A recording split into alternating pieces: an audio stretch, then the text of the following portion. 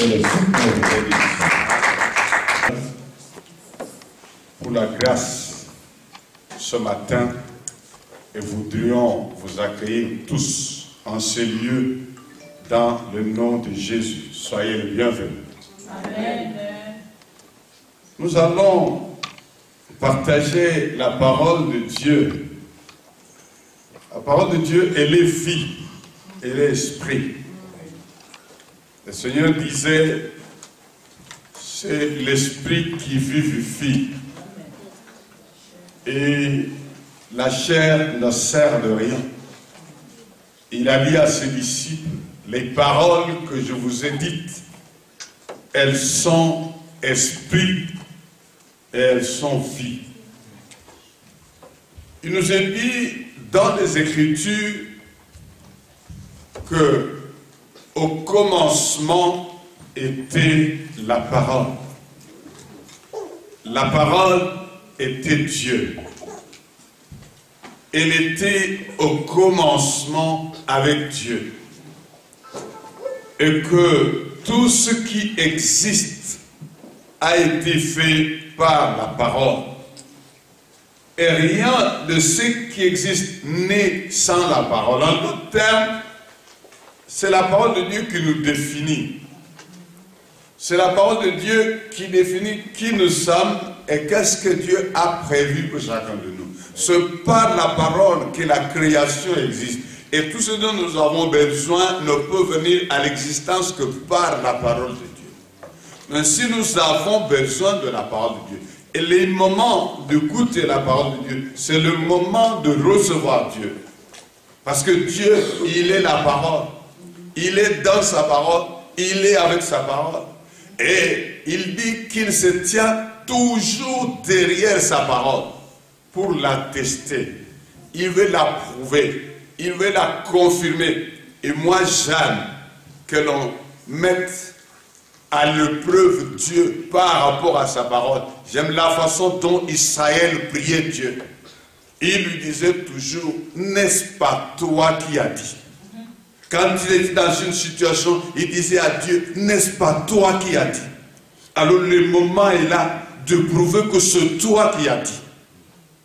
Je voudrais, par rapport à la parole de Dieu, partager ce matin une méditation sur laquelle il a conduit mon esprit pour parler de ce que Jésus a fait pour nous. Pour parler de notre dispensation, de notre vie par rapport à l'avantage que nous avons reçu quand nous comparons nos vies à ce que autrefois dans l'Ancien Testament le peuple était alors avec la loi. Nous avons besoin de comprendre le sens de la grâce dont nous sommes bénéficiaires de la part de Dieu. Nous avons besoin de saisir la grâce, de comprendre la grâce. Bien-aimés dans le Seigneur, beaucoup de gens prient Dieu, mais ils n'ont pas la saisie exacte, la compréhension exacte de ce que réellement Dieu a fait pour eux, de ce qu'ils ont comme avantage, du chemin par lequel ils doivent aller pour atteindre Dieu, pour rencontrer Dieu, pour rejoindre Dieu. Et Dieu m'a mis à cœur que nous puissions méditer sur un texte qui est dans Romains, le chapitre 10, et nous allons prendre à partir du 4e verset. Romains, chapitre 10,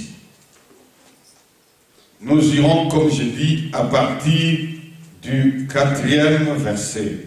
Nous lisons. Car Christ est la fin de la loi pour la justification de tous ceux qui croient. En effet, Moïse définit ainsi la justice qui vient de la loi. L'homme qui mettra ces choses en pratique vivra par elles.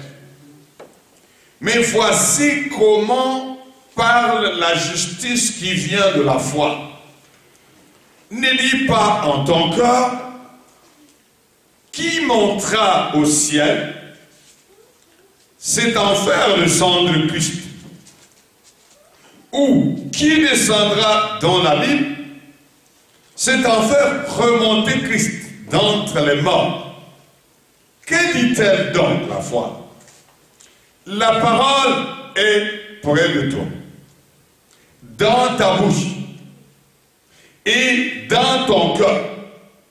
Or, c'est la parole de la foi que nous prêchons. Si tu confesses de ta bouche le Seigneur Jésus, et si tu crois dans ton cœur que Dieu l'a ressuscité des morts, tu seras sauvé. Car c'est en croyant du cœur qu'on parvient à la justice, et c'est en confessant de la bouche qu'on parvient au salut. Amen. Amen. Je voudrais faire quelques analyses de ce texte pour nous aider chacun à savoir approcher Dieu avec assurance. Ici, l'apôtre Paul s'adressant aux chrétiens qui étaient à Rome, il fait manifester la différence qu'il y a entre Israël qui a vécu avec la loi et nous les chrétiens qui marchons sous la grâce nous manifestée par Jésus qui est mort pour nous, qui nous a donné sa vie. Il y a beaucoup de choses que les gens connaissent comme juste de principe. Mais moi je voudrais les traduire de façon à ce que ce soit des choses pratiques que nous devons appliquer à notre vie et marcher avec Dieu de façon à bénéficier, à jouir. La vie de Dieu est une vie qui doit inonder notre vie. C'est comme un enfant qui vient au monde, il a une vie. C'est ainsi que chaque jour, le développement de cet enfant est assuré sans que l'on fasse un effort. Bien-aimé dans le Seigneur, lorsqu'un enfant grandit, on ne fait rien pour qu'il grandisse que lui donner ce dont il a besoin, l'alimenter, prendre soin de lui, le préserver, le protéger. La vie qui est dans l'enfant se développe sans l'effort de l'enfant, sans l'effort de quiconque. Amen. Amen. Nous n'avons pas besoin de faire d'efforts pour que la vie se développe à nous. Nous croissons normalement, nous grandissons normalement, nous nous développons normalement. Tout ce dont nous avons besoin, c'est être dans une bonne alimentation, être dans une bonne prise de soin. Et quand on nous accorde ces choses, la vie qui est à nous se développe sans notre effort. Et ce que je voudrais que nous puissions retenir à la base de ce texte dont nous avons comme méditation ce matin, ce que je voudrais que nous puissions retenir, bien aimés dans le Seigneur, c'est de comprendre que la vie de Dieu est une vie, et cette vie, elle a le pouvoir de se développer, elle a le pouvoir de grandir, elle a le pouvoir d'atteindre ce que Dieu a prévu. C'est pourquoi Dieu a donné la vie. Beaucoup de gens pensent qu'ils ont à faire des choses pour que la vie soit, qu'ils ont à faire des choses pour que la vie se développe. Je voudrais décevoir quelqu'un ce matin pour dire, vous n'avez rien à faire, c'est l'affaire de la vie. Tout ce que vous avez à faire, c'est recevoir la vie de Dieu. Et la vie de Dieu, lorsqu'elle est en vous, et que vous laissez cette vie alimentée par la parole de Dieu, elle développe la foi qui lui permet de croître. Bien-aimé dans le Seigneur Jésus a dit, parlant de celui qui plante, il dit, lorsque le semeur il jette la semence, qu'il veille ou qu'il donne, c'est plus son travail. Amen. Amen. Lorsqu'il met la semence dans le sol, qu'il veille ou qu'il donne, elle germera, la plante sortira, elle va grandir, parce que ça c'est le pouvoir de la vie. Toute graine a la vie en son sein. Vous prenez un grain de maïs, vous pouvez le prendre au Congo, en Côte d'Ivoire, je ne sais pas, en Guinée ou dans n'importe quel coin du monde. Vous pouvez le mettre dans votre valise, vous pouvez voyager avec le grain de maïs ici. Vous pouvez 2 ans après prendre ce grain de maïs, aller dans un sol favorable, le poser et arroser. Le reste n'est plus votre affaire. Le grain de maïs a la vie en son sein. Bien aimé, je voudrais vous dire, lorsque vous avez reçu Christ, vous avez la vie de Christ en vous. Amen. Et la vie de Christ a le pouvoir de réaliser ce que Dieu dit. Ce n'est pas vous qui le réalisiez. C'est la vie que Christ vous a donnée qui a ce pouvoir en elle. La vie de Dieu, elle est une semence. Il est dit dans les Écritures que nous avons la semence de Dieu à nous. Nous avons la semence de Dieu, c'est-à-dire qu'elle comporte la vie de Dieu. Vous pouvez avoir reçu Christ aujourd'hui même. Automatiquement, vous avez la semence de Dieu, vous avez la vie. Cette semence, elle comporte tout ce qu'il y a de vie en vous. Un petit enfant qui vient au monde, si c'est un bébé, c'est une fille qui est née, cette fille, elle a en elle la semence d'une maman. Elle a en elle la semence des enfants. Elle a en elle la semence qui produit tout ce qu'une femme doit avoir. Si c'est un petit garçon, ce garçon, il a la semence de la vie. Lorsqu'il vient au monde, d'ailleurs la vie ne commence que par une semence. Et cette semence développe la vie. Et ce petit garçon qui vient au monde, il a tout ce qu'il convient pour être un papa, pour être un père, pour être un responsable, pour être un serviteur de Dieu. Toutes ces choses sont posées dans cet enfant. C'est ainsi que Dieu pouvait dire, parlant de Paul, Paul lui-même le répète, il dit par le Saint-Esprit qu'il a été mis à part de le sein de sa mère. C'est-à-dire que alors que Paul était petit, il était déjà ce serviteur de Dieu. Bien que Paul ne l'a pas reconnu à l'Apostle de Tarse, il a persécuté l'église, mais Paul avait la semence de Dieu. Il était préparé pour être serviteur de Dieu. Il a dit à Jérémie, avant que je t'ai formé dans le sein de ta mère, je te connaissais. Et avant que tu y sortes, je t'avais consacré prophète. Donc lorsque Jérémie était, ne fût-ce qu'une simple sémence dans le sein de sa mère, il y avait un prophète des nations que Dieu préparait déjà à devenir. Alors je voudrais dire à quelqu'un, la vie de Dieu, elle n'est pas le produit de tes efforts. La vie de Dieu, elle est le résultat de son esprit. Elle est le résultat de son action. Autrefois, ils n'ont pas eu les avantages que nous avons aujourd'hui. Ils ont marché avec la loi, ils ont lutté. Et je pourrais dire, dans la suite de la compréhension de ce texte, je pourrais dire qu'avec la loi, il était question de l'effort humain. Yes. Maintenant, sous la grâce, il est question de l'effort de Dieu. Yes. Est-ce que quelqu'un comprend cela? Yes. Avec la loi, il était question de l'effort humain. C'est ainsi que Moïse, comme il est dit ici, il a définissant ce que c'est la loi. Il est dit, Moïse définit ainsi la justice qui vient de la loi. L'homme qui mettra ces choses en pratique vivra par elles. C'est-à-dire l'homme qui réussira à faire. L'homme qui réussira à s'engager de telle façon, il va vivre par ce qu'il aura fait. Mais ici, avec la grâce, ce n'est plus question de l'homme qui mettra en pratique. C'est la question de Dieu qui permet à l'homme de mettre en pratique. Yes. Yes. Parce qu'avant, l'homme luttait. Maintenant, Dieu réalise. C'est Dieu qui crée en nous, disent les Écritures, le vouloir et le faire. Dieu vous donne la capacité de faire. C'est ça qui nous manquait. Lorsque nous avons vécu dans le péché était une prison. Le péché nous écrasait. Le péché nous dominait. Aujourd'hui, Jésus étant venu, Jésus ayant pris notre vie, notre personne, ayant été chargé de nos péchés, il est allé à la croix. Jésus est mort. Il est ressuscité des morts. Jésus nous a apporté une nouvelle personnalité, une nouvelle sorte d'homme, afin que nous puissions par lui, par son pouvoir, par sa capacité, faire des choses que jadis nous ne pouvions pas. Amen. Je ne peux pas oublier d'où il m'a tiré, alors que autrefois j'étais incapable, j'étais pécheur, j'étais dans autant de choses impossibles. J'avais plus d'une fois pris des décisions moi-même d'une manière personnelle pour m'en sortir. Je n'en étais jamais sorti. J'avais fait les efforts. Et Paul le reconnaît, le bien je sais il existe, mais je ne fais pas le bien que je veux. Mais pourquoi? Parce qu'il luttait, sans lutter avec ses moyens, il luttait avec ses efforts. Bien aimé dans le Seigneur, il arrive à une conclusion pour dire que j'ai connu le péché avec la loi.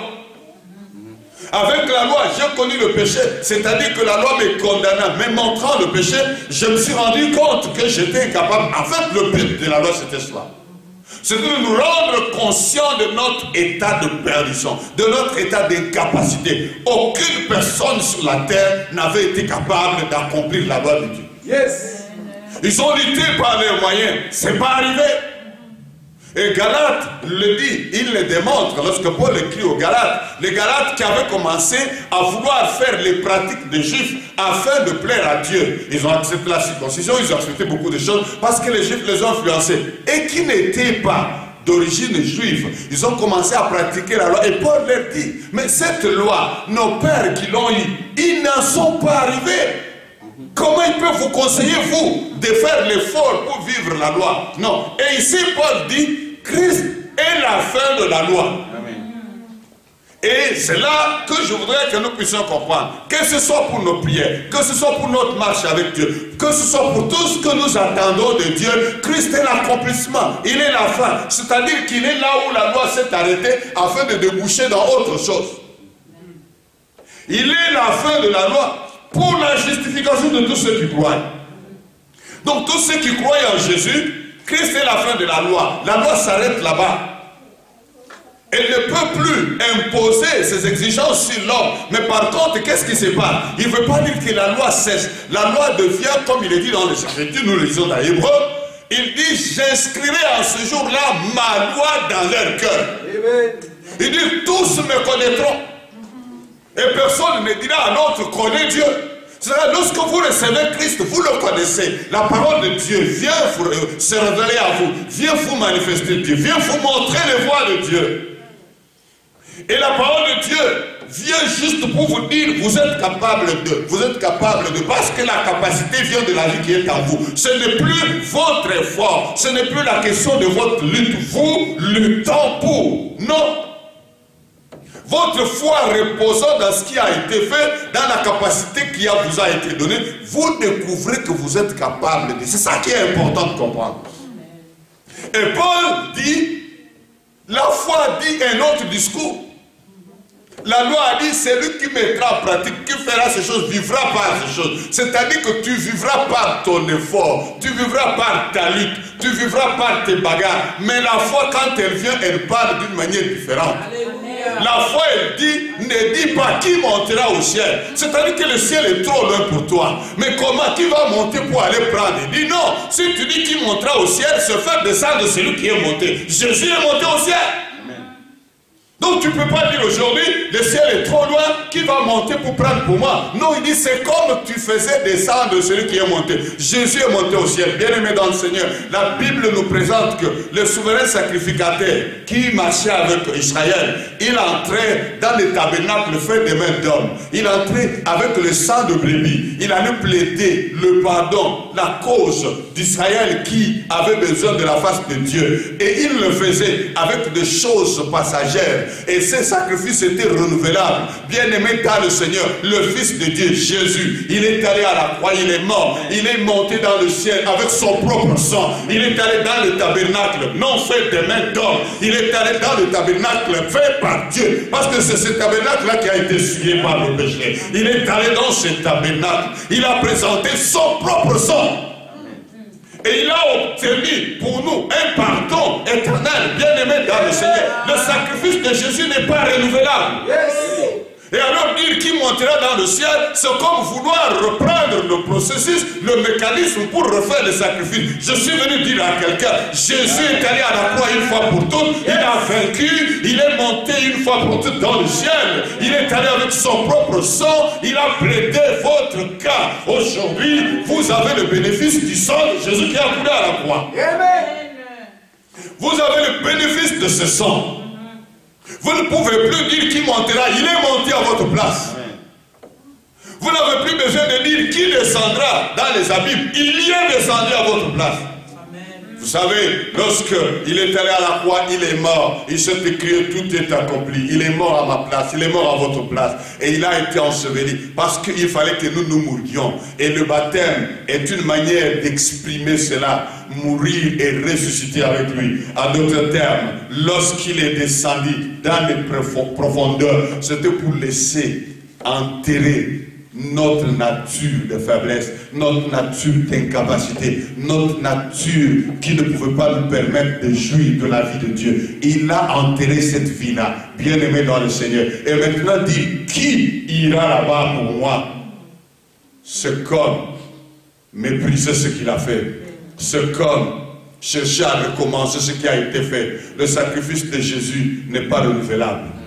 Ça a été fait une fois pour toutes. Les pardons que vous avez reçus du Seigneur, c'est un pardon qui vous pardonne vos péchés passés, qui vous pardonne la possibilité de pécher, c'est-à-dire le péché que vous pourrez commettre aujourd'hui. Vous pouvez en obtenir le pardon, qui vous pardonne la possibilité de péché futur, le péché que, ici, il était possible que vous commettiez, pas d'une manière volontaire, mais si vous pouvez, vous arrive de tomber dans le péché, demain, il vous donne déjà une dose suffisante du pardon. Le pardon de Dieu, c'est un pardon réel, c'est un pardon efficace.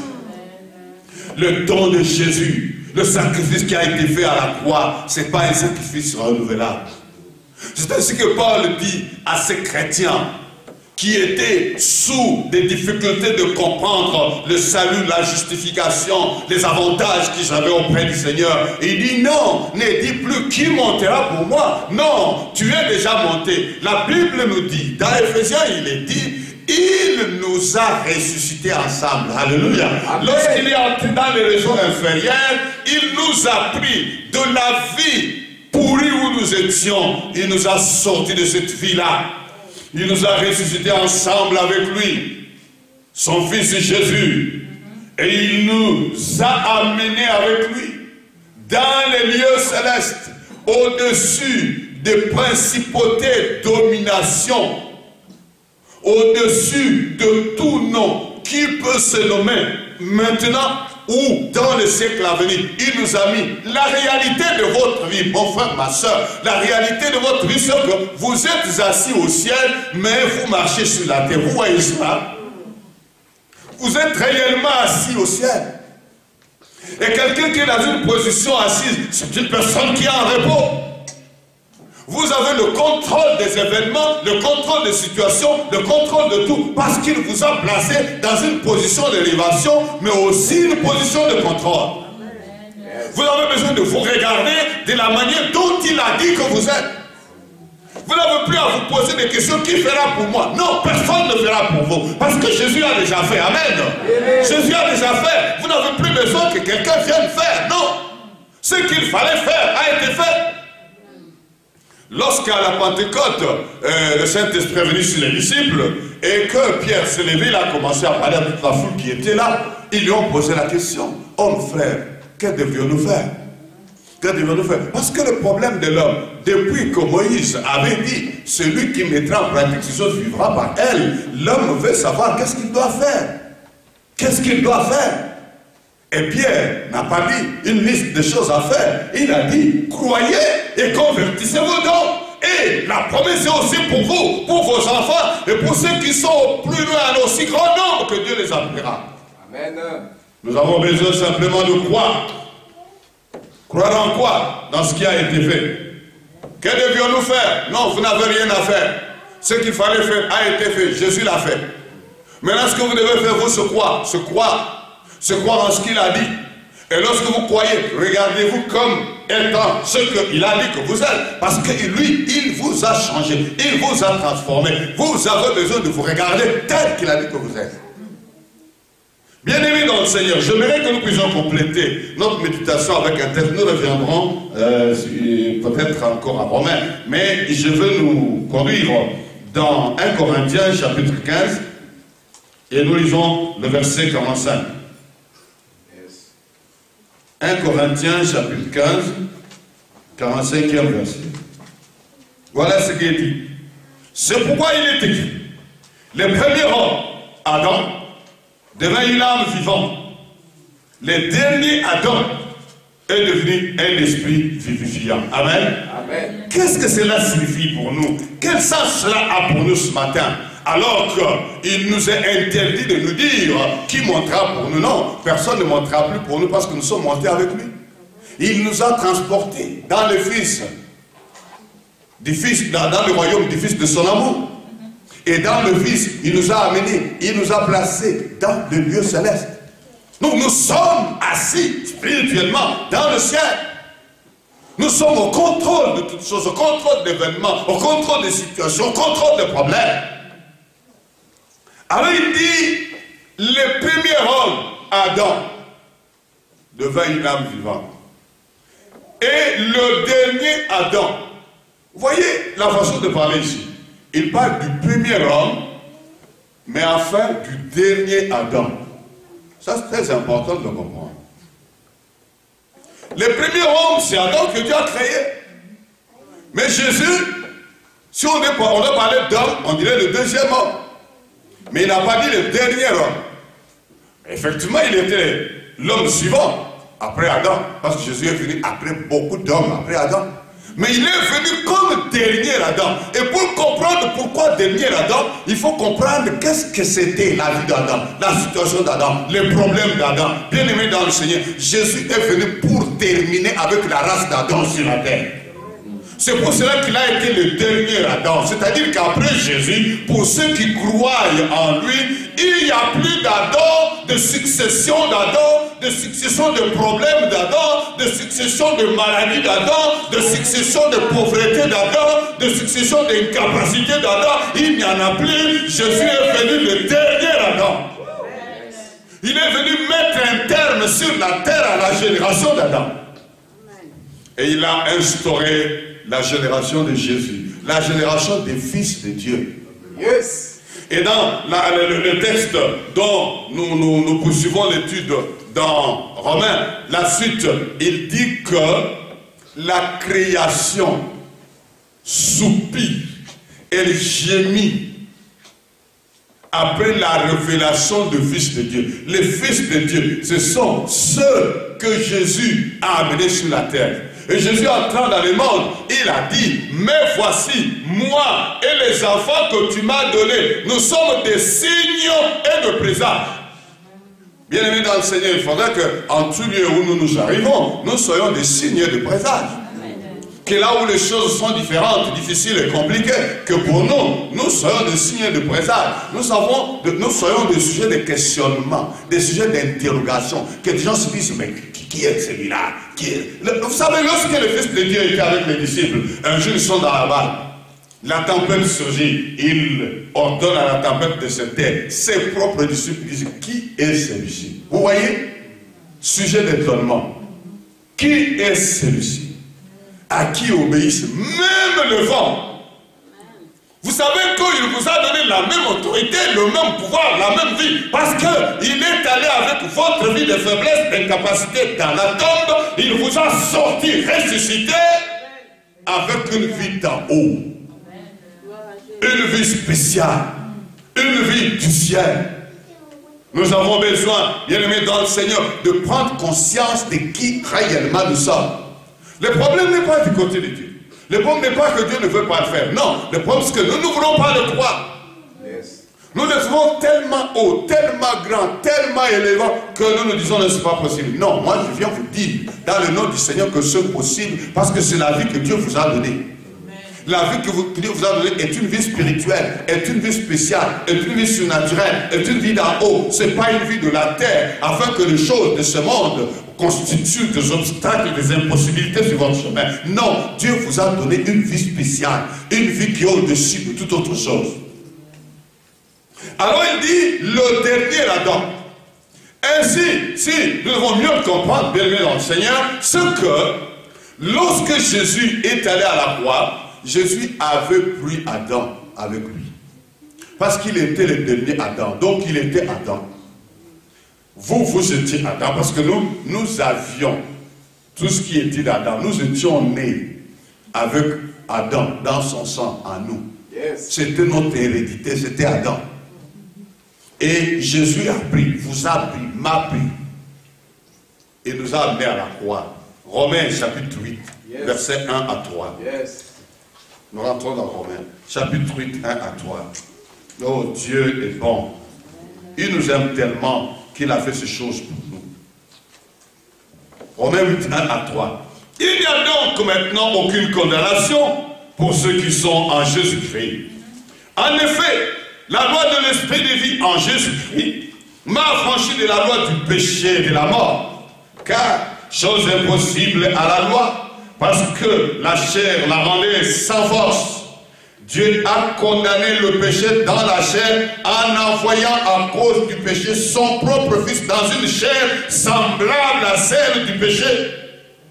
Et cela afin que la justice de la loi fût accomplie en nous, qui marchons non selon la chair, mais selon l'esprit. Amen. Oui. Nous avions dit au chapitre 10 que Christ était la fin de la loi. La justice de la loi, c'est quoi? C'est-à-dire que pour être justifié, vous faites ce que la loi exige. Mais la justice que nous avons reçue de Christ, la justification pour mieux dire, c'est que Christ lui a porté notre pénalité, a porté notre souffrance, a porté notre charge.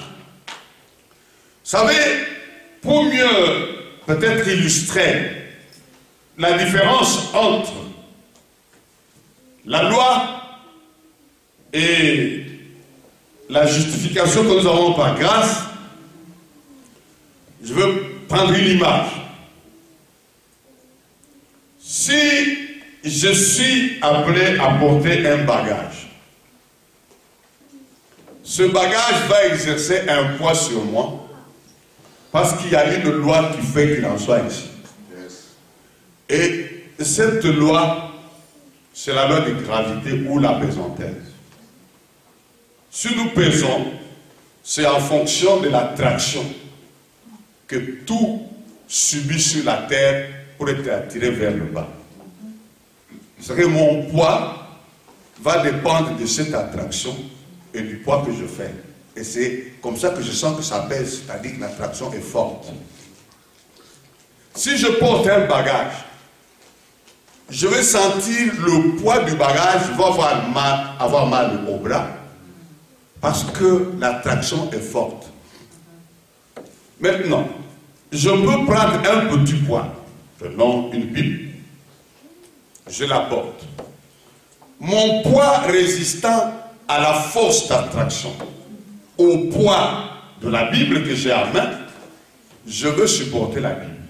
Mais si je reste toute la journée avec la Bible en main, petit à petit, ces effets vont se faire sentir dans mon bras. Il faut que je libère mon bras de ce poids-là. Maintenant, qu'est-ce qu'il faut faire pour que je puisse porter un poids sans en sentir le poids? Si vous permettez la répétition, il faudra qu'une autre force agisse de mon côté. Il faudra que ma main puisse être simplement soutenu par autre chose et moi je touche celle-là. Mais c'est l'autre chose qui porte. Admettons maintenant que j'entre dans un véhicule. Et moi et mon bagage.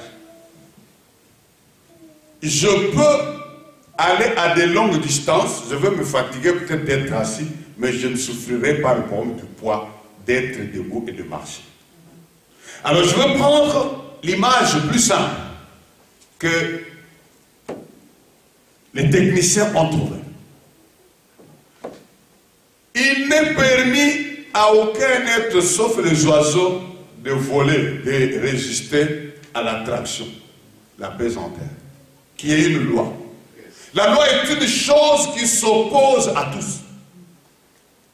Les oiseaux ont un système naturel que Dieu leur a donné de pouvoir exploiter les vents et planer et résister à l'attraction.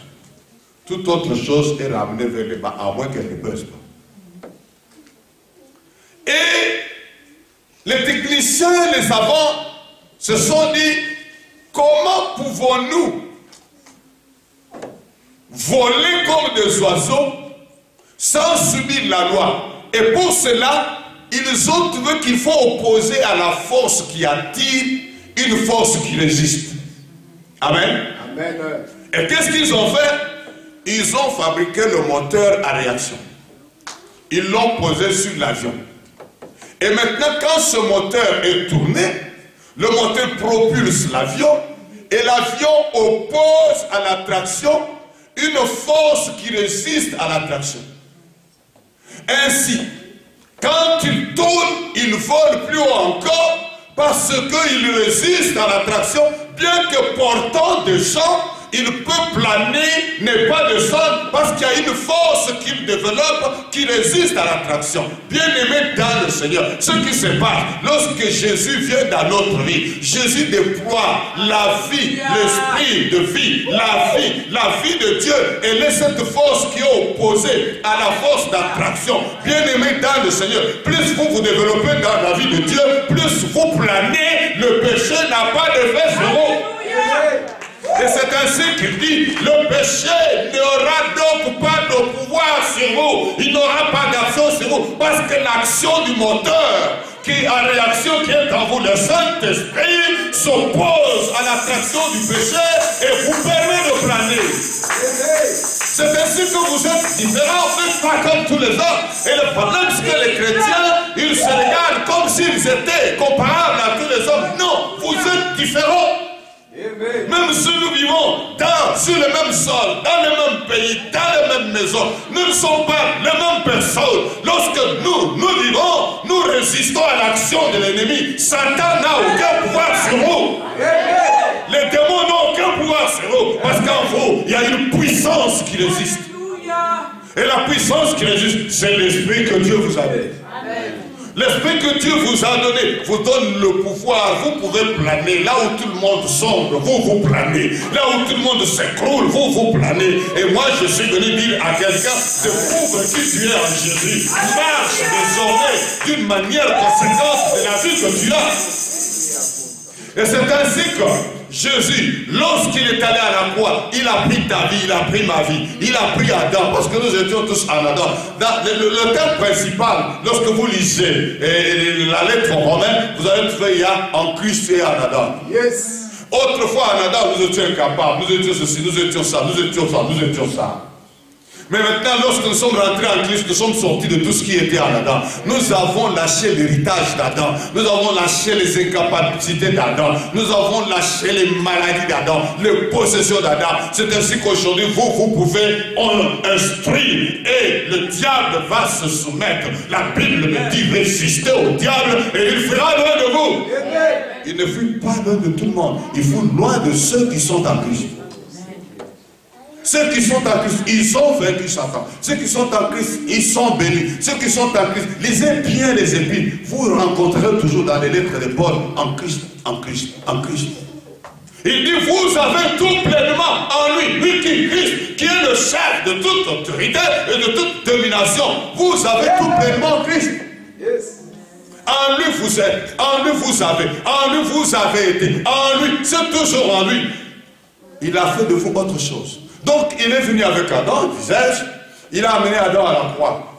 La Bible dit, dans le texte que nous avons dit, Dieu a détruit le péché en envoyant son propre fils dans le monde avec une chair semblable à la chair du péché, à la chair d'Adam. Voilà pourquoi il est le dernier Adam. Bien-aimé dans le Seigneur, quand vous êtes en Christ, fini avec la vie d'Adam. Adam est enterré, Adam est crucifié. Vous n'avez plus besoin que Satan vous colle les choses d'Adam. Vous devez dire à Satan, tu perds ton temps et tu perds ton chemin, tu t'es perdu d'adresse. Moi ici, il n'y a plus d'héritage d'Adam. La Bible me dit, il faut choisir votre héritage, la gloire de Jacob qu'il a élevé. Ainsi, il a amené Adam, c'est-à-dire nous tous qui étions en Adam, il nous a amenés à la croix. Il l'a cloué là-bas, Adam. Et quand il est descendu, parce que Paul pose la question, il ne dit pas qui descendra. Non, parce qu'il est descendu avec Adam là-bas. Vous n'avez plus besoin que quelqu'un d'autre descende. Qui descendra? Jésus est descendu. Il a amené la dépouille d'Adam. Il l'a laissé là-bas, fermé. Le Christ ressuscité, il était libre. Vous savez que Jésus ressuscité, il entrait dans les maisons fermées. Yes. Il n'avait plus d'empêchement. Or, avant la résurrection, Jésus était bloqué comme vous et moi. Il ne pouvait pas être au même moment partout. Il ne pouvait pas entrer à des endroits.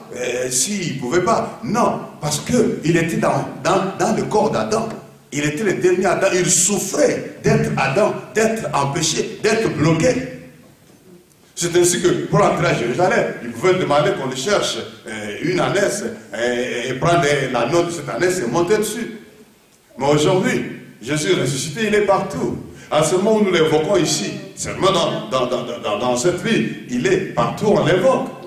Il est aussi en vous. Et lorsque vous allez repartir d'ici, il rentre avec chacun de nous. Il ne reste pas enfermé dans cette salle. Il est partout au même moment. Il est au Congo, il est en France, il est en Belgique. Au même moment, à la même heure, il est partout. Lorsque nous sommes ici le matin, ailleurs c'est peut-être la nuit, il est avec ceux qui font des veillées de prière en Chine. Il est avec nous qui prions ici. Il est avec ceux qui dorment, bien aimés dans le Seigneur. Parce que Jésus ressuscité ne peut plus être bloqué. Et comme Jésus ne peut plus être bloqué, vous, en qui Jésus habite, vous ne pouvez pas être bloqué. Donc Jésus est le dernier Adam parce qu'il est venu en finir avec la situation d'Adam. Et j'aimerais que quelqu'un comprenne cela. La vie qu'il nous a donnée, c'est elle qui agit. Nous n'avons plus besoin qu'on dise qui va monter pour nous, pour aller prendre pour nous. Jésus est déjà monté. Donc nous sommes avec lui là-bas, nous pouvons prendre. Qui va descendre pour nous ressusciter? Non, Jésus est déjà descendu et il nous a déjà ressuscité. Et étant ressuscité, il est ressuscité avec nous. Il nous a ressuscité avec lui. Et il nous a fait asseoir avec Jésus dans le lieu céleste, au-dessus des autorités, domination et principauté. Au-dessus de tout nom que l'on peut nommer, pas seulement en ce siècle, mais même dans le siècle. Bien-aimés dans le Seigneur, nous avons besoin de comprendre cela. Nous avons besoin de marcher avec cette conscience-là, d'être des hommes et des femmes différents. Nous avons besoin de marcher avec la conscience d'avoir l'autorité et le pouvoir sur tout ce qui est ténébreux. Nous avons besoin de marcher avec conscience que Satan ne peut rien contre nous. Nous avons besoin de marcher avec cette conscience que les sorciers ne peuvent rien contre nous. Et que c'est nous qui devons lui dire, tais-toi, il s'était. Quitte-la, va là-bas, il obéit. Parce que nous avons Christ à nous, nous avons la vie de Christ à nous, bien-aimés dans le Seigneur. Voilà pourquoi il dit que la foi a un discours différent. Yes. Je disais au départ que la loi signifie l'effort de l'homme pour atteindre, pour arriver. Mais que la foi signifie l'effort de Dieu pour nous amener, pour nous faire arriver. Dieu a fait l'effort, il vous a donné les moyens, il vous a donné le pouvoir. Et lorsque Pierre en parle, il dit sa divine puissance nous a donné tout ce qui contribue à la vie et à la piété, au moyen de la connaissance de celui qui nous a donné, Jésus son Fils. La vie de Dieu, par la puissance de Dieu, elle nous a donné la capacité d'être différents. Et moi, je voudrais insister pour que chacun de nous prenne conscience de la capacité nouvelle que nous avons. Bien-aimés dans le Seigneur, arrêtez de vous regarder comme du n'importe quoi. Arrêtez de vous regarder comme des choses ordinaires. Arrêtez de vous regarder comme des incapables. Arrêtez de vous regarder comme des gens sans moyens. Même si, visiblement, matériellement, vous êtes apparemment sans moyens. Mais ce n'est pas ce que vous êtes. Votre réalité, c'est Dieu. Votre réalité, c'est la richesse de Dieu. C'est la capacité de Dieu. C'est la puissance de Dieu. C'est le pouvoir de Dieu. Et c'est de cette façon que j'ai appris à me regarder. J'ai appris à me considérer comme il dit que je suis. Je voudrais vous apporter un évangile révolutionnaire. Un évangile qui vous révolte. C'est-à-dire, lorsque vous considérez combien de fois vous vous êtes laissé faire, combien de fois vous avez subi, combien de fois vous vous êtes laissé contrôler par situation, événements et circonstances, vous vous révoltez, vous dites non, c'est terminé. C'est terminé, trop c'est trop. Aujourd'hui, j'ai découvert la vérité, c'est terminé. Vous avez besoin de comprendre ça. Vous avez besoin de vous secouer et de vous lever. Et de dire, c'est terminé. Il faut que ça change. Il faut que le chrétien que vous êtes, ici, au Texas, soit différent de tout ce que vous aviez été autrefois. Et que l'autre chrétien qui vous regardera comprenne que vous êtes différent et vienne chercher le secret chez vous.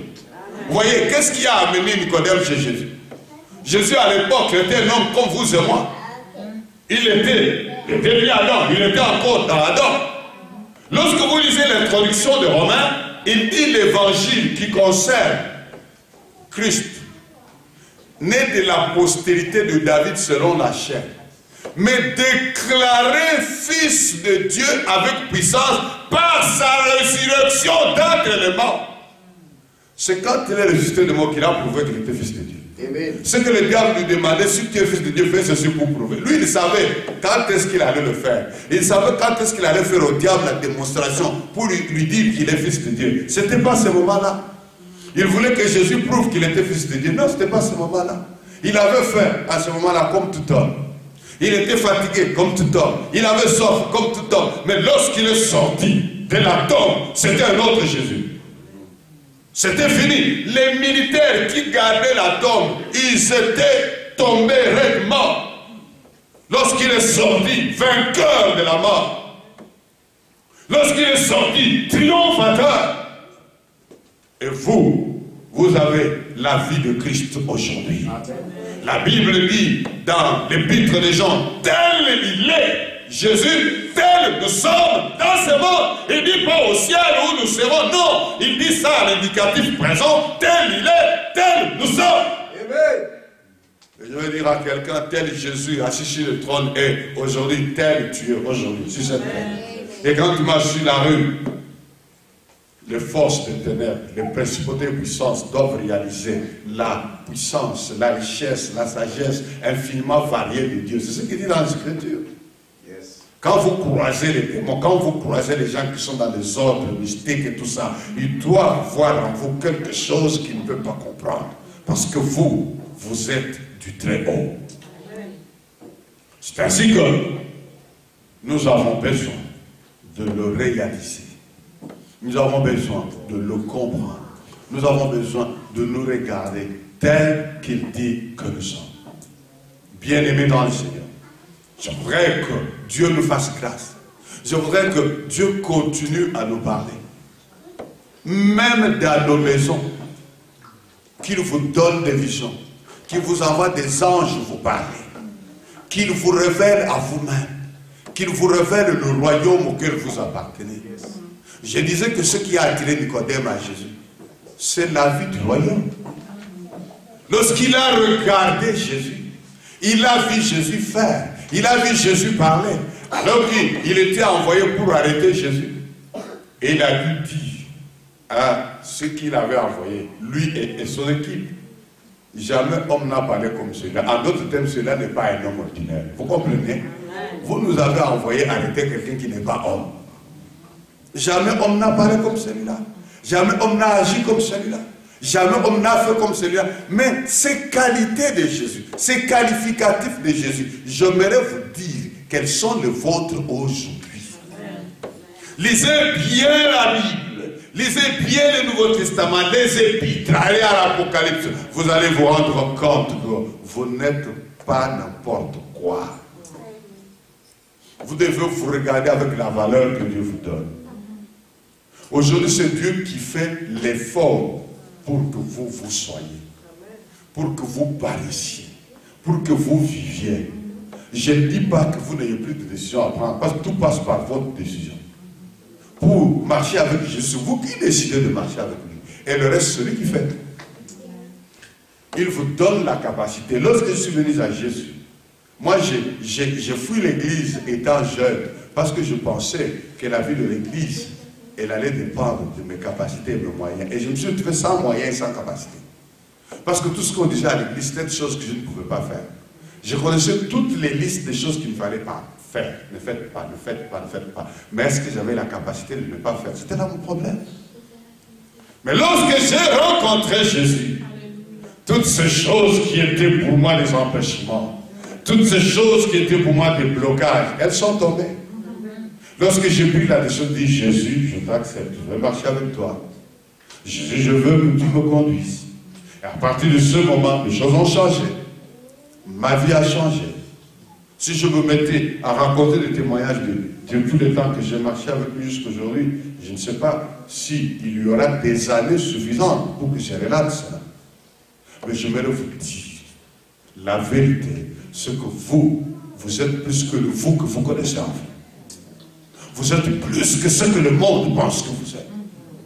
Vous êtes plus que l'idée même que vous avez de vous-même. Moi non plus, je n'ai pas les moyens de vous dire réellement qui vous êtes, parce que vous avez besoin que Dieu vous révèle à vous-même. Yes. Et Dieu vous révèle à vous dans sa parole, dans ses définitions, dans ce qu'il dit que vous êtes. Lorsqu'il dit vous êtes plus que vainqueur, ce n'est pas simplement une déclaration, c'est une vérité. Vous êtes plus que vainqueur en lui, en celui qui vous a aimé. Vous êtes plus que vainqueur. Il vous démontre cela afin que vous le compreniez.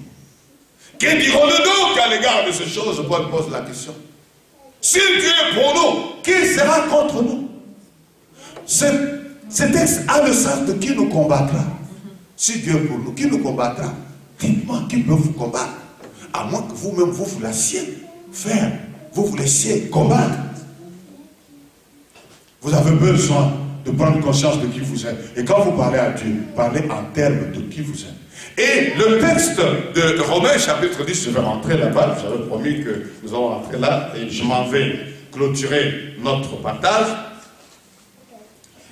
Ce texte de Romains 10, vers la fin, il nous dit quelque chose qui a rapport avec notre bouche. Romains 10, nous avions commencé notre lecture par le verset 4. Mais en allant, maintenant par la suite, lorsque nous avons compris que lui, il est monté et qu'il est descendu pour nous, il dit que la foi, elle a le discours qui dit la parole, elle est près de toi. Yes. La parole, elle est dans ta bouche. Quelqu'un me comprend? Yes. Elle est près de toi, elle est dans ta bouche et elle est dans ton cœur. C'est cette parole-là que tu reçois maintenant. Elle est dans ton cœur. Ça, c'est merveilleux, ça. La parole, elle est près de toi. Elle est dans ta bouche et dans ton cœur. Or, c'est la parole de foi que nous prêchons. C'est cette parole que je vous prêche ce matin. La parole de foi. Elle est près de toi au moment où j'en parle. Près de toi, dans la Bible que vous avez entre vos mains. Dans votre bouche, dans votre cœur, dans la bouche, c'est pour que vous la parliez. Elle n'est pas dans la bouche pour autre raison. Elle est dans la bouche parce que la bouche, le travail, c'est parler. Lorsque vous l'avez reçu, vous devez parler la parole de Dieu. Ah, c'est bon ça. Et s'il dit, si tu confesses de ta bouche le Seigneur Jésus, et que tu crois dans ton cœur que Dieu l'a ressuscité des morts, tu seras sauvé. Il dit que ceux qui se confient en lui ne sont jamais confus. Je déclare que vous ne serez jamais dans la confusion, vous qui vous confiez en Jésus ce matin. Je déclare qu'aucune situation ne peut vous laisser dans la confusion. Dieu va vous y sortir parce que vous croyez dans la parole. Et maintenant, ce qu'il faut faire, c'est changer de langage. Parlez la parole. Dites ce que Dieu dit. Si Dieu dit vous êtes bénis, ne dites pas le contraire, même si visiblement vous ne reflétez pas la bénédiction en question. Mais lorsque vous parlez, dites vous êtes bénis. Bien-aimé dans le Seigneur, je suis venu révolter quelqu'un aujourd'hui en face de toute situation d'intimidation de l'ennemi. Je suis venu vous révolter pour vous dire c'est de l'intimidation vide. Ça n'a aucun pouvoir, aucune capacité. C'est Dieu qui a le dernier mot. C'est Dieu qui peut faire. C'est Dieu qui agit. C'est Dieu qui oriente et dirige les choses. Je suis venu dire à quelqu'un ce matin, révolte-toi. N'accepte plus n'importe quelle condition, quelle situation, parce que la vie que tu as est une vie différente. Parle maintenant. Tu as cru dans ton cœur, parle ce que tu as cru dans ton cœur. C'est ce qu'il veut dire ici. Si tu crois dans ton cœur et que tu confesses de ta bouche, puisque la réalité tu la connais, tu sais ce qu'il a fait, commence désormais à parler ce que tu crois. Ne crois pas seulement dans le cœur, regarde. Vous savez, quand on aime une femme, la femme ne se contente pas seulement qu'on sache dans son cœur qu'on l'aime. La femme, elle veut entendre qu'on l'aime, hein, pour ceux qui sont mariés. Les célibataires, il faut vous changer les oreilles. Pour ceux qui sont mariés, c'est cela. La femme, elle veut qu'elle sente, qu'elle apprenne, qu'elle entende qu'on l'aime. Alors si la femme veut croire à l'amour qu'elle entend, que voulez-vous que Dieu fasse plus qu'une femme qu'il a créée? Dieu veut entendre que vous croyez. Si tu crois dans ton cœur et que tu confesses de ta bouche, parle par ta bouche. Ne parle plus le manque de foi.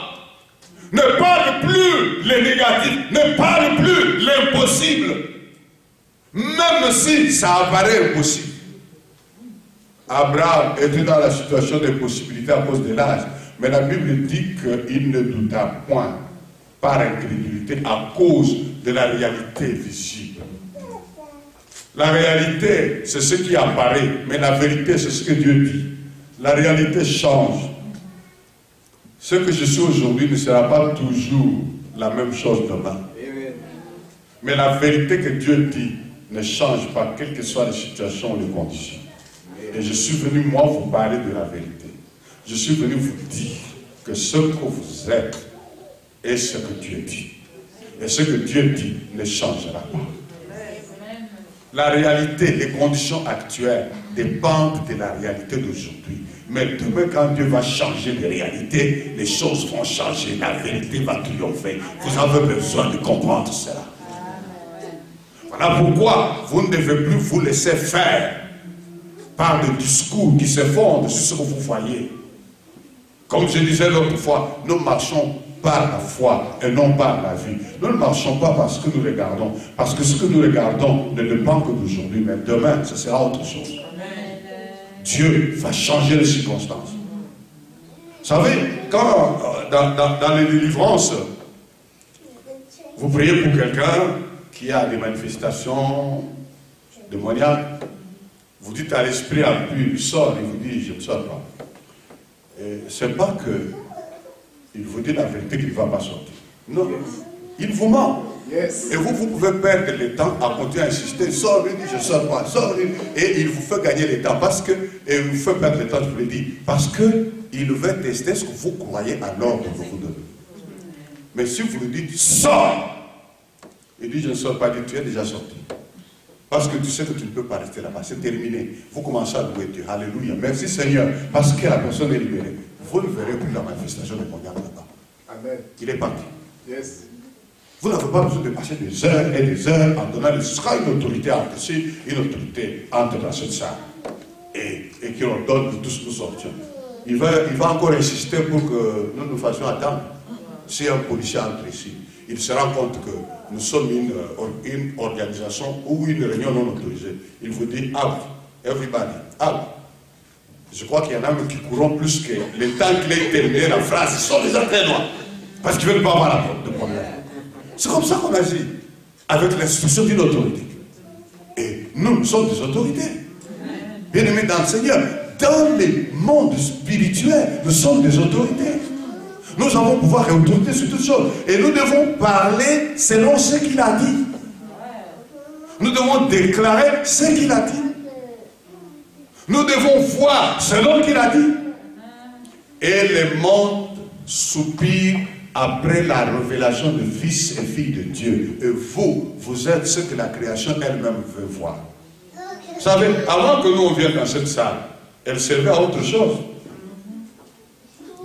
Les gens qui ont habité dans le coin savent qu'ici il y avait autre chose. Parce que quand nous sommes arrivés, ces lieux, même là où je prêche l'évangile, parce que vous retrouvez ça. On dansait ici. On faisait autre chose ici. Il y avait beaucoup d'images ici. Mais ces lieux, comme création, soupiraient après sa libération, après sa délivrance, après la manifestation des fils de Dieu, des filles de Dieu. Et nous sommes venus, ces lieux a eu sa délivrance. Maintenant, c'est la gloire du royaume. Maintenant, c'est l'onction qui descend ici. Ce bâtiment est béni. Ce bâtiment respire. Ce bâtiment est dans la joie. Quelque part, je cherchais une maison. Alors, comme ça à l'église, je dis, si vous apprenez qu'il y a une maison hantée quelque part, venez m'en parler, parce que ce sont là des maisons que nous pouvons vivre. Moi, je l'ai dit comme ça. La semaine, une sœur vient me voir. Vous aviez dit que vous vouliez une maison hantée. Je dis oui. Et il dit, ben, on en a trouvé une. On m'amène une grande maison, un château. Je ne peux pas vous dire combien de chambres il avait. Un château super grand. Et j'arrive, tout le monde qui devait me faire visiter cette maison reste à la porte. Il me dit, bon, voici les clés. Nous entrons, comment on visite la maison? Je dis, je prends. Je pose la question, c'est combien? Vous ne me croirez pas. C'était une maison que j'ai eue à moins de $100. Moins de $100. Un château. Les gens qui m'ont visité à cette maison, ils en ont l'image. Et je suis parti dire à ma femme, là, tu as une maison. Il y a beaucoup, je la mets, on ouvre le portail, c'est là-bas, je dis oui. Tu es sûr que c'est le prix comptable? Je dis si, c'est le prix. Nous sommes venus, avant d'entrer, nous on a dit à la maison, ta libération est arrivée. Nous sommes venus pour ordonner à tous ceux qui vivaient ici. Même le propriétaire, le papa là, quand il venait pour toucher son loyer, parce qu'il venait prendre ça, je l'appelais, il venait prendre. Il se mettait sous un arbre, à peut-être 20 mètres de la maison, de la porte. Il n'entrait jamais, jamais dans cette maison. Et la maison a été libérée. Nous on est venus, on a prié, tout et tout. Et on a pris possession de la maison. Nous sommes entrés dans la maison normalement. Et nous avons vécu des années dedans. Jusqu'à ce que la maison soit purifiée. La famille, les enfants, propriétaires, enfin, il était mort après. Ils ont dit non, nous voulons vendre. Ils ont dû vendre cette maison-là parce qu'elle était libre. Cette maison, elle a pu être vendue parce qu'elle était libre. Il avait fait des années inoccupée. Nous l'avons trouvé inoccupée. Et nous l'avons eu presque gratuitement. Pourquoi? Parce que les fils et les filles de Dieu sont recherchés. Il y a des endroits sur cette terre qui ont besoin que les filles et les fils de Dieu s'y manifestent. Il y a des endroits où quand vous entrez, même sans avoir parlé, les autres reculent. Ils comprennent que non, nous n'avons plus de place ici. Bien-aimé dans le Seigneur, je suis venu parler à quelqu'un pour lui dire qui il est.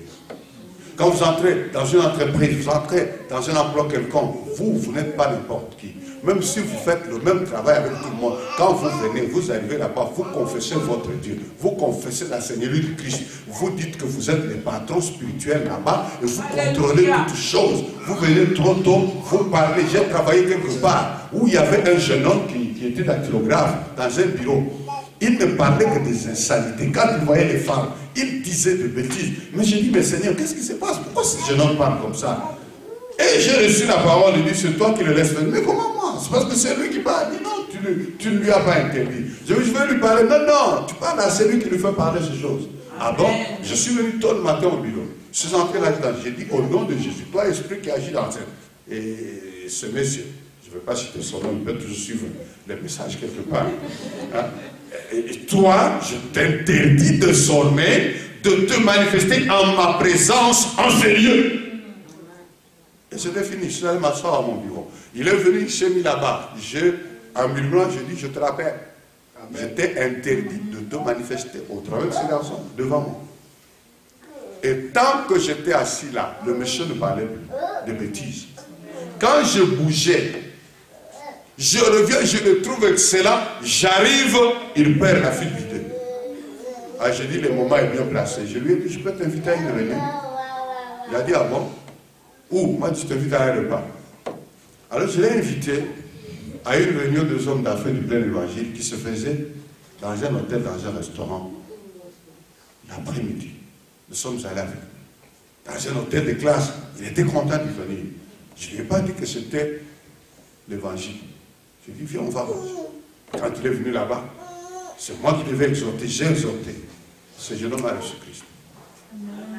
Il a suivi l'horaire des enseignements, il est venu, il a été baptisé du Saint-Esprit. Et cet homme qui disait des bêtises, il pouvait maintenant louer Dieu. Il pouvait être devant sa machine, en train et de siffloter et de chanter les cantiques spirituels. J'ai dit merci Seigneur. Voilà, cette création attendait la révélation des fils de Dieu. Bien-aimés dans le Seigneur, il y en a plusieurs autour de vous que vous pouvez amener à Christ. Qui peuvent être changés en un instant. Transformés en un instant. Mais il faut prendre conscience de qui vous êtes. Vous avez besoin de savoir qui vous êtes et de parler ce que Dieu dit. Parler la parole de Dieu. J'aimerais, pour terminer, que nous puissions nous tenir debout. Nous allons élever nos voix. Nous allons célébrer Dieu. Nous allons le glorifier pour qui nous sommes. Nous n'allons rien lui demander. Nous allons simplement le glorifier pour qui nous sommes. J'aimerais que chacun de nous